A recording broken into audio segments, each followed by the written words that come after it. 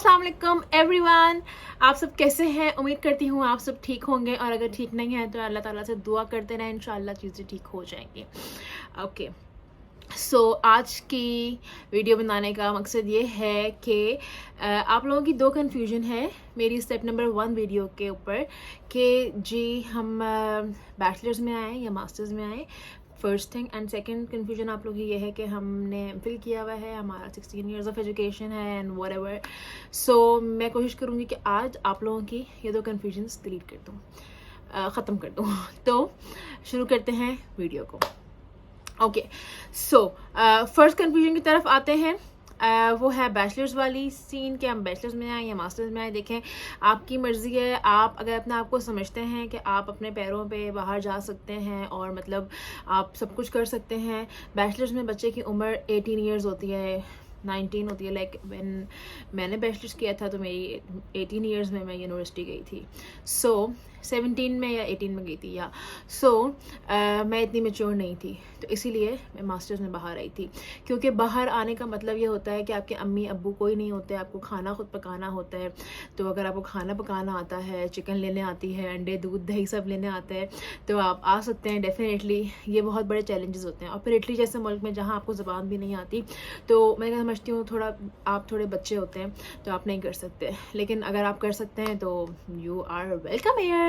सो आप आए बिल्कुल।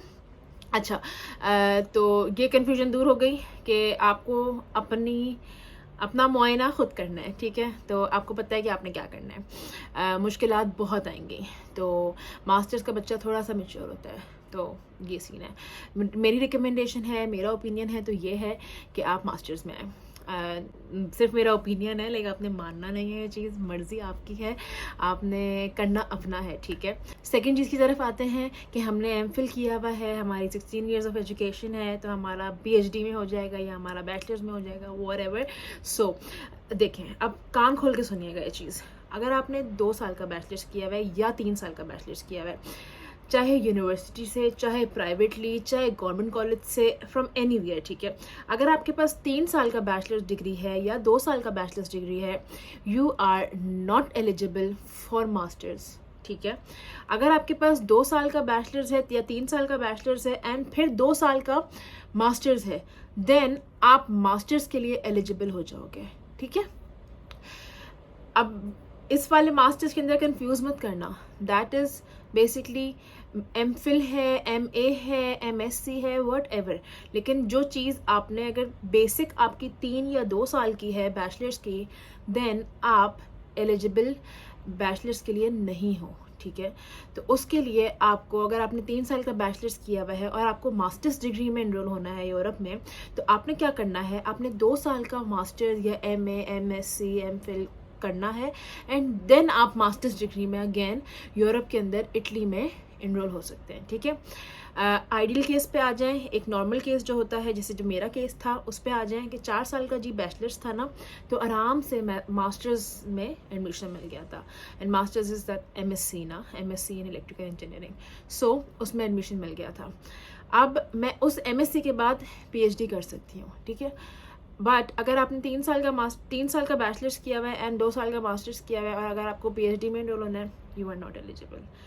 अब मुझे नहीं लगता आपको समझ आई है या नहीं आई है, लेकिन मैं इससे ज़्यादा आसान नहीं समझा सकती थी। लाइक डोंट गेट कन्फ्यूज कि 16 ईयर्स ऑफ एजुकेशन है या 14 ईयर्स ऑफ एजुकेशन है, जस्ट डोंट काउंट दैट ना, क्योंकि उसमें मसला हो जाता है। क्योंकि मुझे सुनने में आया है कि पाकिस्तान में अब शायद 3 साल का वो जो डिग्री मिलती थी ना गवर्नमेंट कॉलेजेस वगैरह से, अब वो 3 साल की कर दी है, तो पहले वो 2 साल की होती थी। सो बस आप समझ जाएं कि अगर आपके पास 4 साल का बैचलर्स नहीं है तो you are not eligible for masters, और अगर आपके पास 4 साल का बैचलर्स है देन आप मास्टर्स में एडमिशन कर सकते हैं, ठीक है? और 4 साल का ऐसे नहीं कि आप फेल हो गए 3 साल वाले में तो फिर आप 4 में आ गए, नो, दैट इज़ नॉट। सो अगर आपके पास 4 साल का ओरिजिनल मास्टर्स है, बैचलर्स है, तो आप मास्टर्स में आ सकते हैं, ठीक है?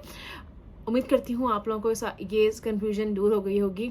और बाकी अगर कोई और कन्फ्यूजन है तो वह भी आप पूछ सकते हैं। अच्छा, सेकंड एक और बात मुझे आपसे करनी थी कि आपने अपनी स्टेप 1 की जो वीडियो मैंने बनाई थी उसके अंदर मैंने एक चीज़ ऐड करना भूल गई थी कि आपने अपना स्टेटमेंट ऑफ पर्पस बहुत अच्छा लिखना है फॉर द एडमिशन, ठीक है। स्टेटमेंट ऑफ पर्पस के अंदर कोई ग्रामेटिकल मिस्टेक नहीं होनी चाहिए, ठीक है। कोई कैपिटल स्मॉल वाला सीन नहीं होना चाहिए, एंड जो आप डेटा उसके अंदर प्रोवाइड करेंगे दैट शुड बी ट्रू, क्योंकि अगर इंटरव्यू हो जाता है आपका एडमिशन के लिए देन आप पकड़े जाएंगे डेफिनेटली ना। सो कोई झूठ उसमें नहीं लिखना, कम लिखो, छोटा लिखो, लेकिन लाइक ओरिजिनल लिखो, झूठ नहीं लिखना, ठीक है। और झूठ बोल के वैसे भी चीज़ें बनती नहीं हैं फर्जी बन जाएंगी, लेकिन आगे तो अल्लाह ताला तो पकड़ ही लेगा ना, तो इसीलिए झूठ मत लिखना। तो उम्मीद करती हूँ आप लोगों को समझ आ गई होगी ये सारी चीज़ें। मैं सेकेंड वीडियो बनाऊंगी स्टेप 2 की, क्योंकि प्री इनरोलमेंट स्टार्ट हो गई हैं, बट थोड़ा सा वेट करते हैं ताकि सबका एडमिशन आ जाए, ताकि सब एक साथ वो वीडियो से फ़ायदा ले सकें।